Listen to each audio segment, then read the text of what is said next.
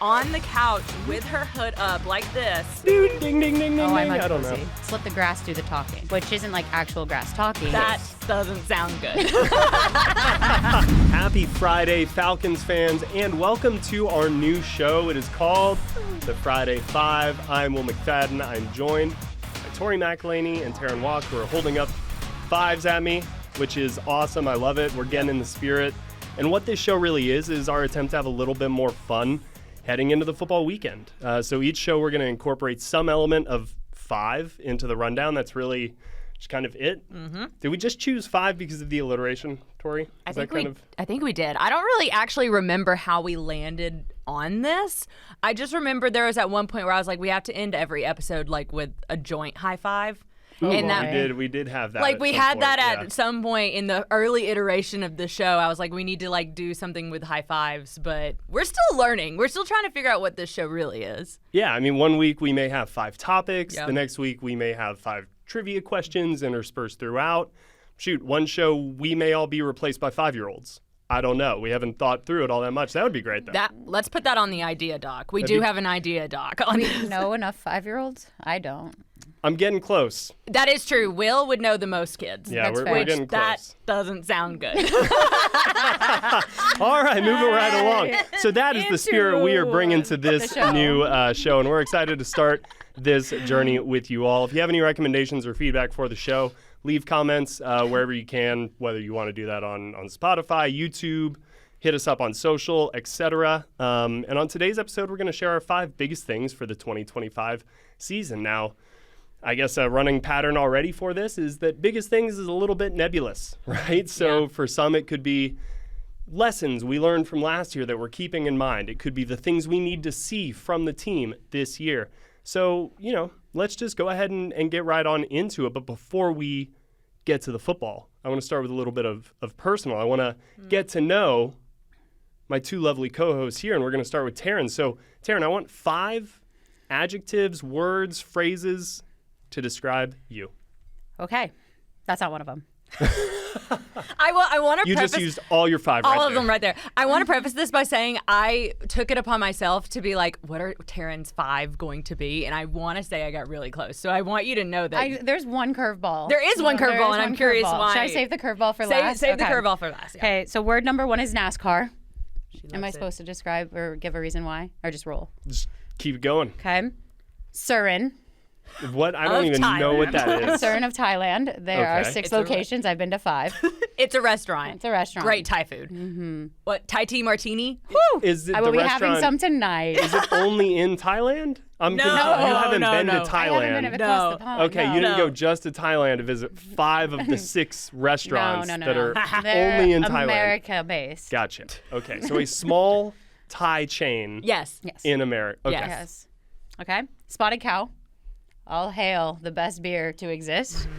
Reality TV, because we know I'm a huge fan. Yep. And my last one is Stitch. Okay, that's the one that I have a question about because for those that don't know, Terrin loves the movie Cars, similar to Will's son. Whoa.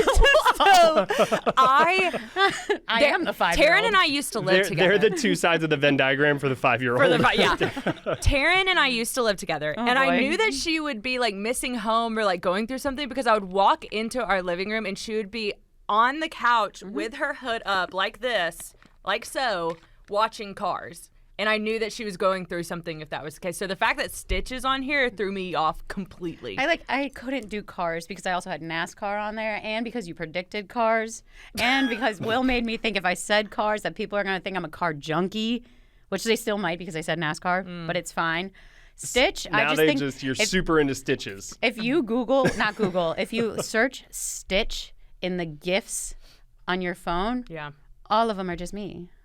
Like as a person? Yeah. Like that's just Like your I That's your personality? spirit That's animal? my spirit animal. Is Like Stitch? Interesting. there's like the sad Stitch, there's the dancing Stitch, Yeah. there's the angry Stitch. I relate to Stitch. Did you see the live action? No. Oh, What are we doing? Oh man. Tori, what was your kind of like sad, I feel good movie that you turned on?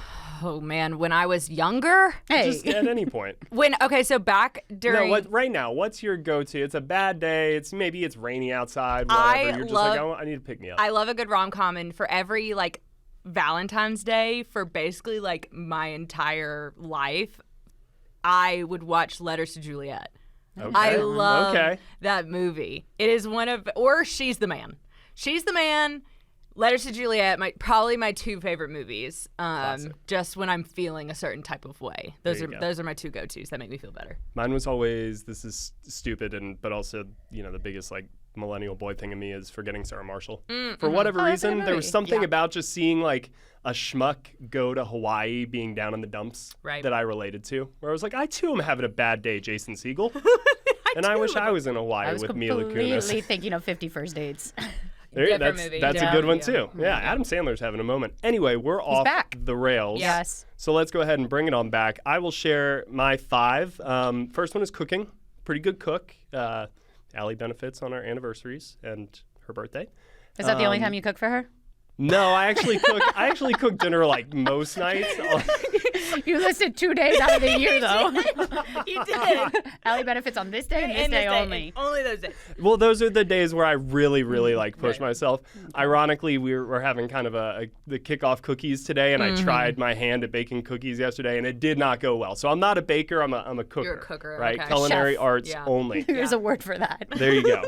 Cooking, chefs, cinema. That's my second word here, all right? I'm a big fan of movies. When you're sports 24/7, you need to kind of relax and take your mind away from it all. So movies are really my kind of comfort food when I want to chill out.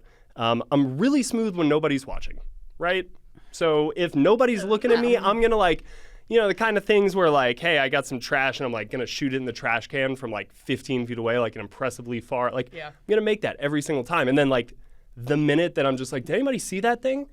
It's like, no, what are you talking about? So I always just have to kind of brag about these little random things that nobody else would care about except for me. See, we can't believe you. We're just sitting here like, sure. Yeah. Well, there you go. There you go. So nobody will ever. No one's watching. Yeah. Nobody will ever know. Yeah. Animal lover, bring me your dogs, bring me your cats, bring me your hedgehogs. I love them all. And then dada is my last word because that is what Liam currently calls me now, and I love it. Not McCullough. Not McCullough. No, my son. Hopefully also Liam. starts with an MC though. So, Liam MC. Tori MC. Okay, so for Will's cooking, I am actually the anti-cooking. I hate cooking. Why? Anything. It's I hate. so great. Like, I'm not good at it. I can make scrambled eggs. I can make cereal, and that is about it. I struggle in the kitchen. I don't have the patience for it. I also inhale my food. So, like, if I cook, it takes such a long time, and then I eat it in 0.2 seconds. And then I'm like, I did all of that for nothing. It's true. She does not cook. I hate it. You threw me under the bus being roommates. Yeah. You never had groceries. Never it was always once. like pre-made meals. Yeah. Or Uber Eats. For Uber Eats, yeah. Do you consider making cereal cooking? No. It's combining. Yeah. It's like not even making anything. But at least she bought groceries. That's shopping. Because she doesn't even do that. I don't even do. Yeah, I have not gone to a grocery store to get anything besides like wine and a pre-packaged meal in months. I just don't like it. I don't have time for it. I feel like I can use my time elsewhere. Wow, that was a very revealing first word for you. This one's not surprising. So my second phrase word is not surprising. I'm pro Taylor Swift, just as a human and a person and her music. I love her. She's my girl. Can't wait to go to that wedding. I will be a bridesmaid. So number 3, podcast, but specifically podcasts about murder. I love Crime Junkie. I love Anatomy of Murder. Like, I love true crime podcasts, specifically when there's a murder and the murderer is found out. I think Clue being like one of my favorite games as a kid really has transformed into my adulthood. So not a fan of unsolved murders. Correct. I don't like a cold case. I like the solved murder. I like being able to wrap it up in one fell swoop. She knows the murderer is not out there then. Exactly. I know the murderer is caught. Okay, so my fourth thing is I despise wildcat formation. I have despised Wildcat formation for much of my adult life. I'm not a fan of it. I think it's predictable, and I don't think it really works. I know that there are people out there that could pull up 10 different plays out of Wildcat formation that have worked and have scored touchdowns, i.e. the University of Georgia circa 2017. However, I will never like it. Point blank period. So but the Wildcat, like, how many running backs right now are still, or receivers, right? Mohamed Sanu was kind of the last one, I think, here to do that. Like, we've seen Drake from time to time, but is the Wildcat, like, is it still coming to get you? I mean, Tori? not as much as it was, I think, 5-6 years ago, and definitely not in the professional landscape. I think it was more of like a college type of look and something that they would like to throw in.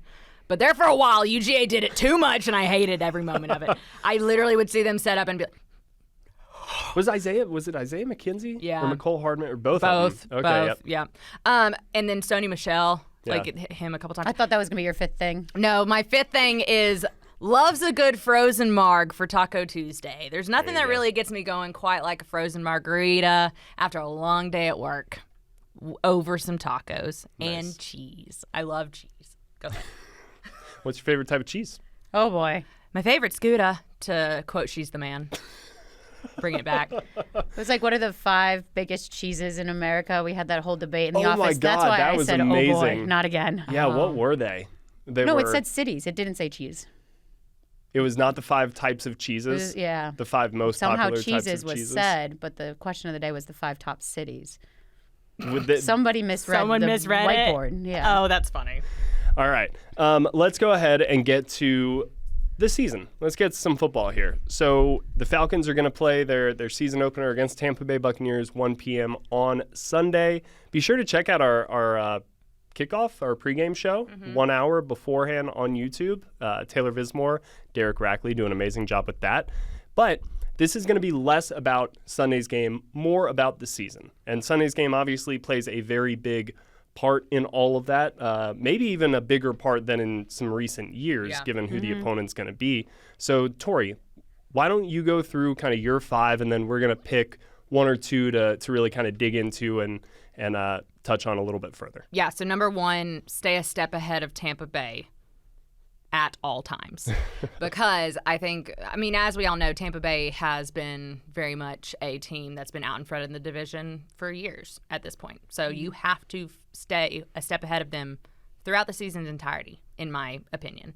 Number 2, rethink the way we think about Kyle Pitts. And if you want to touch on that later, I'll elaborate. I might. Number 3, the old cliche about a dynamic run game being a young quarterback's best friend. Yeah, we're going to need that to be true in Atlanta. I think just because Michael Penix can throw the snot out of the ball, I don't think that you should not get away from your bread and butter as an offense. Ooh, snot and bread and butter in one sentence. Was not ready for that emotionally. That's a tough look. Number 4, I said get after the MFN quarterback. This is a pass rush that needs to come alive and hasn't come alive in years, and they've pumped a lot of resources into this defense in order for that to be the case. And finally, number 5, put some respect behind this roster. And I say that because there are a lot of individual pieces that are praised nationally, but never the team as a whole. And of course, it's because they're not winning games. They're going 7-10 or whatever the case may be, very in the middle of the road, mediocre for lack of a better word. But as we've talked about on this podcast, there are a lot of individual players who have these big accolades and are nationally known. So, change the narrative. This team has the individual pieces to be great, so be great. Change that narrative about how things are looked at around here. I do want to go back to Kyle Pitts. I knew you would. But I want to start kind of continuing that thought that you just gave us, because I wonder how much, offensively, I think a little bit of an identity has been building through the draft. Right, we have heard nationally friends like Robert Mays, Steve Weish, everybody like that, saying, hey, they've got a young, up-and-coming offense with great skill players. You got to find that quarterback, but you've got an offensive line with cohesive. We know that piece of it. Defensively, the kind of ping-ponging back and forth between styles and coordinators, even though some of these faces now have been around for a little bit of time, of course, A.J. Terrell, but even Jesse Bates, Caden Ellis, we got some familiarity with. I just wonder nationally if it's that kind of lack of an identity of a playing style on that side of the ball has played into that a little bit. And I kind of think Jeff Ulbrich is maybe one of the perfect coordinators to bring in here to immediately implement a style and a way of playing. Tori, do you expect to see that early right out of the gates in week one is like kind of that new style defensively? Yeah, I do, because I also think that you saw it in the preseason. Mm-hmm. Like, I felt like that very first game against Detroit, you felt that attack style front. And this is something that, we've been talking about ad nauseum all offseason, is like who they were going to be and how they're going to dictate their own terms and not play a passive defense. And to your point about, like, let's be real, Jesse Bates has been here for 3 years. He has had 3 different defensive coordinators. You think about the guys who were drafted for Arnold Ebiketie has had a different coordinator pretty much every single year he has been in Atlanta. Like, it's really difficult. I know you're in the professional ranks, but to your point, like, it is difficult to establish an identity when the head of the snake is constantly changing. And I don't blame the players or the strategy of drafting certain guys. I think it has been just there's been no consistency defensively, and it makes it really hard to put your feet down into anything if the ground is constantly moving out from under you. So for all of those reasons, I do think that it's the onus is really on Jeff Ulbrich to really truly hone in on who this defense is, because you've got to identify a identity of who you are very quickly, considering how much change has happened, how many new faces that you have. So I think for him, in order to get the best out of these guys, it's they've got to come out very early and know exactly who they are and what exactly they're being asked to do. Yeah, I think you've got to adopt that personality and show it early on. But you mentioned consistency. Terrin, a player that's going to need to show more consistency this year is Kyle Pitts, right? And Tori said we need to kind of maybe change the way that we think about Kyle Pitts. I'm curious, how do you think about Kyle Pitts going into his 5th year here in Atlanta? What is your view of him in this offense where there are a lot of these young skill players kind of vying for the ball? I remember you and I have had this conversation before on the podcast where I have said, and I still stand by this, I don't think it's realistic to expect the rookie numbers out of Kyle Pitts. Would it be great? Yes. Can you do that year after year at his position? It is very, very difficult. And so I agree with Tori that you have to change your mindset and expectations when it comes to him, because I know we looked at the yardage and the totals he had being oh my gosh, we want this. But when you look at his touchdown totals, I believe, I don't have his numbers right in front of me, but those have increased year over year. I believe it's 1, 2, 3, 4. Yeah. Right. It's just hone in on that. Emphasize that. Make him a scoring machine rather than just a yardage picker-upper. Yeah. Ooh, I love that. So now, Tori, I want to see what you meant by how should we now think about Kyle Pitts? It goes exactly to what Terrin is saying. I think that everybody is talking about trying to recreate Kyle Pitts, the rookie phenom that he was. And it's I don't think that is where this organization is anymore. This offense is not anywhere near what it was when he came into this organization. You think back to that time, Julio Jones was not here. Calvin Ridley was going through stuff that Calvin Ridley was going through, and he was not on the field. So and you did not have Bijan Robinson. You did not have Tyler Algier. Yes, you still had Matt Ryan, but who were Matt Ryan's weapons? At the time? And also, let's be real, I think Russell Gage also got hurt for a period during that season. It was Olamide Zaccheaus and it was Kyle Pitts. Yes, and that was kind of it. That was kind of all you had to work with. So, of course, Kyle Pitts is getting a big chunk of the targets. Now, let's fast forward to where the team is now. You have Darnell Mooney. You have Bijan Robinson, Tyler Algier. Drake London. You have these targets that One more, get us to 5. I feel Ray McLeod. There we go. Yeah. We hit 5. Let's get a sound effect, Jared. Woo! Ding, ding, ding, ding, Oh, I'm I don't know. But no, it's so much excitement. Let's do an uncozy counter for Terrin. For Terrin, yeah. That would be great. So I say all of that there are a lot of mouths to feed. And I don't foresee this huge uptick in targets for Kyle Pitts in 2025. I kind of see it being similar to what it was last year, where it's okay, maybe you get 4 or 5. Yeah. And you got to make the most of those 4 or 5. And to Terrin's point about what Kyle Pitts is, the reason people valued him so high in the draft when he was coming out was because everybody was saying he's such a mismatch in the red zone. He is such a mismatch in the red zone. You throw it up and it's a 50-50 ball and he's coming down with it. Like almost in the same vein of you talking about Drake London. That hasn't manifested. So that, to Terrin's point, is where we need to focus in on Kyle Pitts and who he is and what he can provide this team, not necessarily him having 10 targets in a game and having 150 receiving yards. Like that's not it. Yeah, it's about kind of that efficiency of usage. It's like where can you find value because the role has changed, the situation has changed, the offense has changed, frankly, and figure out where you are adding the most value in any given game plan. And that's what I think kind of the tight end position is almost definitionally with the way that they do everything. So, Tori, you want to give us a real quick recap of your 5? Just bang, bang, bang? Bang, bang, bang. Stay a step ahead of Tampa at all times. Rethink the way that we think about Kyle Pitts. The old cliche about a dynamic running game being a quarterback's best friend is true for this team and has to be true for this team. Get after the mother quarterback. Put some respect behind this roster despite there being a lot of individual pieces that get national attention. Change the narrative to make it a team-wide endeavor. That last one was said in one breath. I did it. It was so great. Pretty soon we'll be able to nail those in under 5 seconds. Yeah. So that's something to work towards. All right, I'm going to go through my 5, and then you guys maybe identify 1 or 2 that you want to lean in on. Number 1 is learn how to win in different ways. I think this season that's going to be crucial for you to reach the postseason. Number 2, at least 2 new standout players on defense need to emerge. Number 3, weeks 8 through 13 are the most important games this season for Atlanta. Number 4, will the kicking game remain a concern? And number 5, week 17 against the Rams is going to be huge. Yeah, so the one that I want to kind of hone in on a little bit is you said at least 2 new standout players on defense need to emerge. Do you have kind of a list of the running group that you're like, if these guys emerge, it means that we're talking about this defense differently?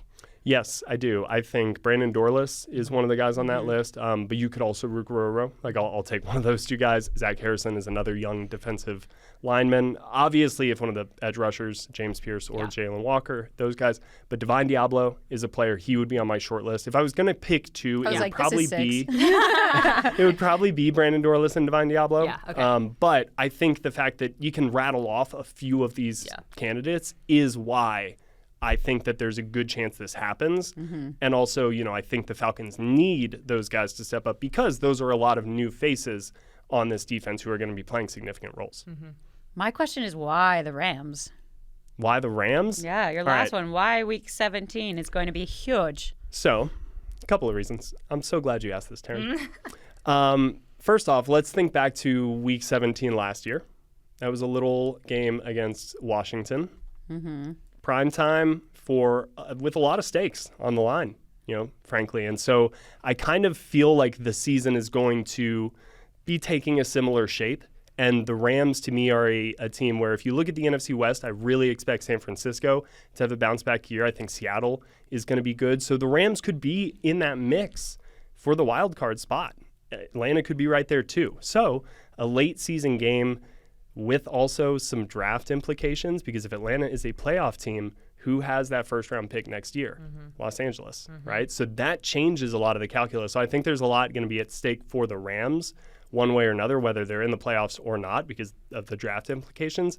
And then I just kind of think that the way that this schedule is going to be shaping up, that week 17 could be a meaningful week for Atlanta if they are in the playoff hunt. Okay. Fascinating. All right, give us your 5 really quickly again for the people. And then we'll move on to Terrin. All right. Number 1, learn how to win in different ways. Number 2, at least 2 new standout players on defense need to emerge. Number 3, weeks 8 through 13 are the most important for Atlanta this season. Number 4, will the kicking game remain a concern? Number 5, week 17 against the Rams is going to be huge. All right, Terrin, let's hear your 5. I'm just kidding. Okay, number 1, actions speak louder than words, which they know with this whole quote, move in silence, end quote slogan that has been preached as of late. Do you want to explain the move in silence kind of quote a little bit? This is how I interpret it, at least. Yeah. because no one has actually explained it. But it's more so that they're not going to say they're going to be good. They're not going to say they're going to make the playoffs. They're not going to say they're going to win the Super Bowl. They're going to show it. Like, they keep saying, leave it on the grass. Let the grass do the talking. Yeah. Which isn't like actual grass talking. It's their play is going to show that this is a winning team.